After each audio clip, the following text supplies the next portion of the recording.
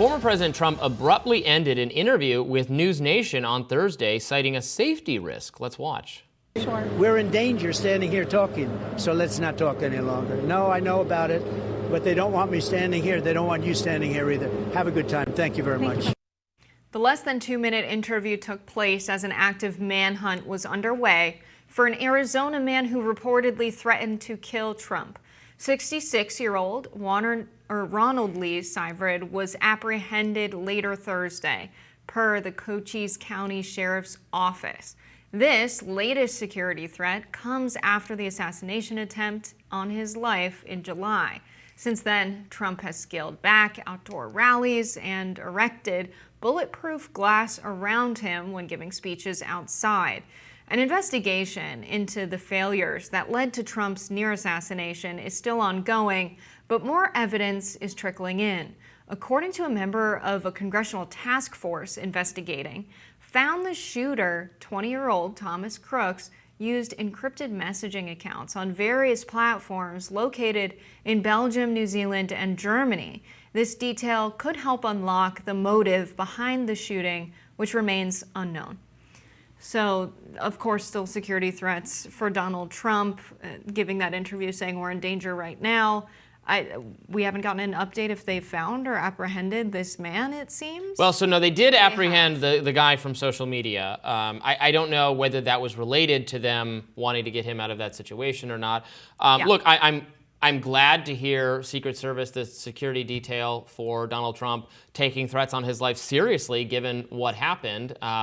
So good. Yeah, he was. I don't. The details of there. He was being interviewed by a reporter from our related channel, News Nation. They should not do those things in unsafe scenarios. I don't know if that's because of the social media threat. They did arrest that guy, who is someone with a kind of law enforcement past, was in trouble for not registering as a sex offender when he was supposed to, and other things.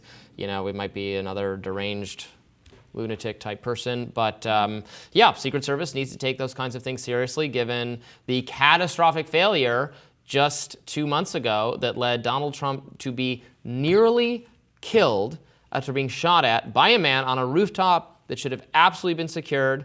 It taking way too long for the Secret Service to react. Trump not pulled down, even though the police knew. In fact, a police officer who tried to engage the shooter by then. That shooter never should have been on the roof in the first place. We've gone over all of this so many times, and we're still waiting for more detailed answers about who is at fault for the roof not being secured, for the information not being transmitted to the people surrounding Trump fast enough.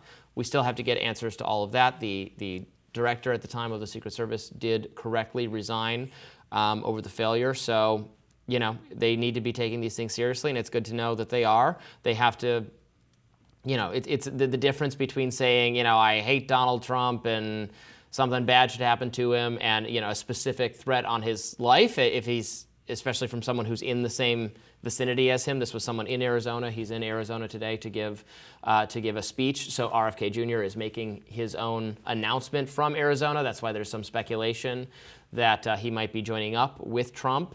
So that would be two political candidates, Donald Trump, and if RFK Jr. gets out of the race, someone who was a candidate for the presidency until just now.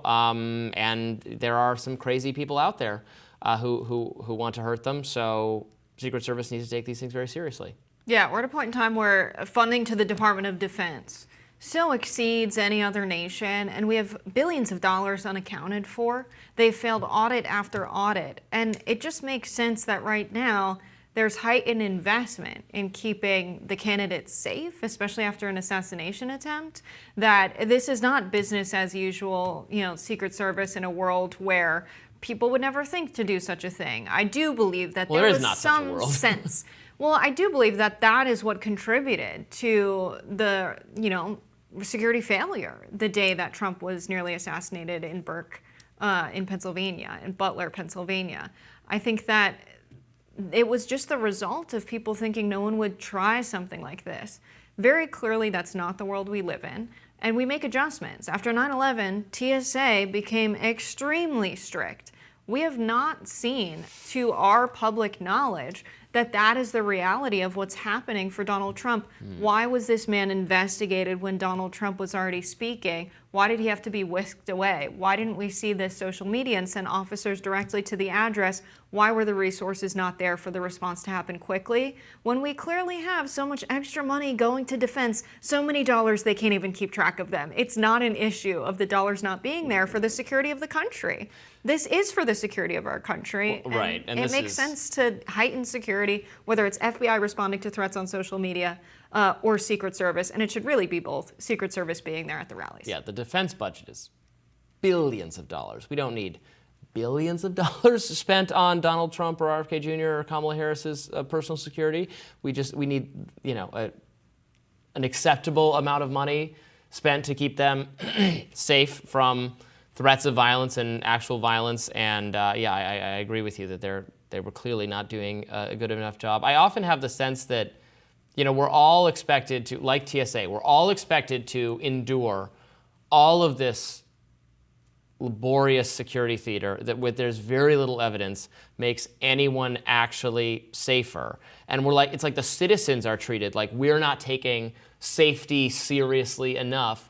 But then whenever there's a mass shooting or a big school shooting or a assassination attempt or something goes really wrong, then we always learn about all the failures of the law enforcement, of the people whose job it is to handle these things, that they didn't follow up on legitimate tips, or they didn't follow the protocols, or they didn't do what they're supposed to be doing. But we the citizens are always treated like, we're not sacrificing enough, or no, we're not paying enough attention. See something, say something. We don't speak up when we know something's wrong. It's not true. There's the failure time and time again is on the administrative, the official response, and there's not enough accountability when they get it wrong.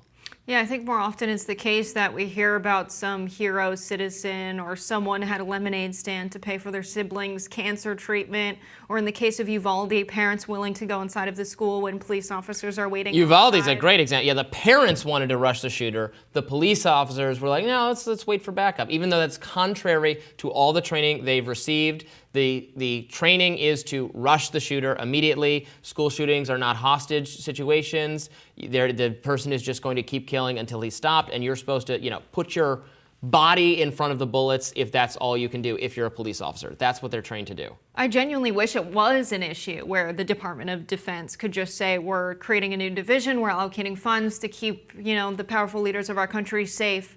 It's not that easy, because I think a huge reason why we have so many security failures, Uvalde being a great example of this, the Secret Service at the Butler, PA rally being another great example of this, and it's that people will protect communities they care about. They're more willing to lay their life on the line if it's their loved ones at stake. And I think, degrading community values, which is something that's happened over time in the United States, is really a huge part of this. Not seeing the people at the rally, not seeing Donald Trump as people that they care about enough to be proactive. The police officers responding to Uvalde, many of whom don't have their hometown in Uvalde. So are they going to go and risk their lives for kids whose parents they don't know, children they don't know? It's a lot to ask of someone to do that for people they don't care about. And I think, if we had police officers that were really serving the communities they lived in, we would see them do a better job. Yeah. We got to see some kind of changes here for sure. So we'll be paying attention to any updates on the situation with that person that they arrested and about the News Nation incident for sure. More Rising right after this.